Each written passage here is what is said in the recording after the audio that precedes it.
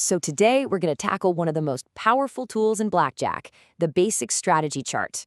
We're going to break down exactly how you can read this thing and hopefully turn any confusion you might have into some real confidence at the table. Okay, let's be honest. When you first see this grid, all these letters, numbers, colors, it can seriously look like you're trying to decode something. It's a little overwhelming, and you know what? That's a totally normal reaction. But what if we look at it a different way? What if this chart isn't some complex problem you have to solve? What if it's actually an elegant solution? A tool that's literally designed to take away all the guesswork and stress from every single decision you make. So let's dive in. I want you to stop thinking of this chart as a test. Instead, think of it as a map. It's your personal guide that shows you the absolute best mathematical path to take on every single hand. So what is it really? Well, a Blackjack strategy chart is exactly that, a visual map of the best decisions. And this isn't based on gut feelings or some lucky hunch. It's pure, cold, hard math.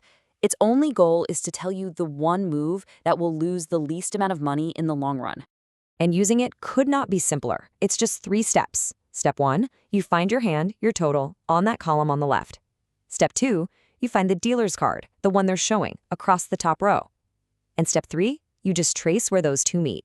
That one little square, that's your move. That's it. Okay, so to really read this map like a pro, you just need to know a few key terms. Once you get these down, trust me, the whole chart is just going to click for you.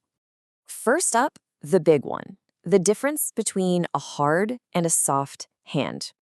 A hard hand is pretty simple. It's any hand where an ace has to count as 1 to keep you from busting.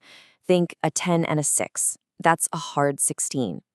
A soft hand, on the other hand, has an ace that can count as 11, like an ace and a 6 for a soft 17. See, it's soft because it's flexible. You can hit it with 0 risk of bust. The chart also has a special little section just for pairs. 2 eights, 2 aces, that kind of thing. The thinking here is totally different because the math is weighing your current hand against the potential of splitting it into 2 brand new and hopefully much stronger hands. Now, the language of the chart itself, it's so simple. It all boils down to just a few letters.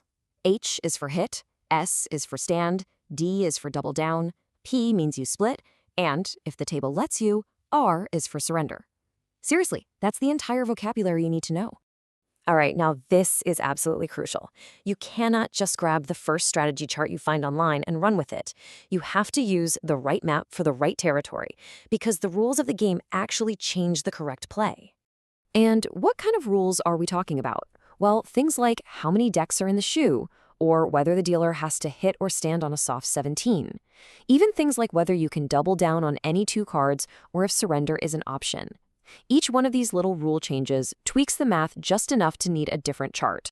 And this is exactly why it's so important. If you're using the wrong chart, even if you're following it perfectly to the letter, you're actually giving the casino a bigger advantage. You'd be making the wrong mathematical moves without even knowing it. And all of this really gets to the core philosophy of this tool. It's all about taking your emotion, your hunches, that gut feeling you have, and taking it completely out of the equation. It's about trusting the numbers. You hear this all the time at the tables, right? Someone follows the chart, they lose the hand, and they say, "See, the chart was wrong."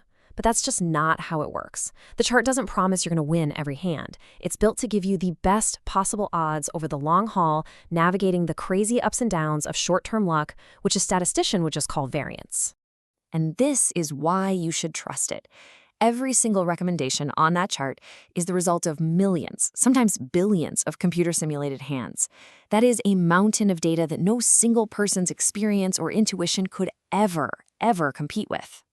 So here's the key takeaway. The chart doesn't make you invincible. It won't guarantee you walk away with a profit.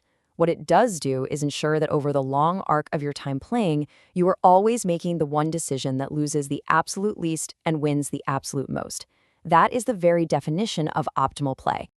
So in the end, the chart it makes the game quieter. The decisions are less stressful. The losses don't feel so personal. It's the calm that comes from just knowing you made the right play, no matter what the outcome was.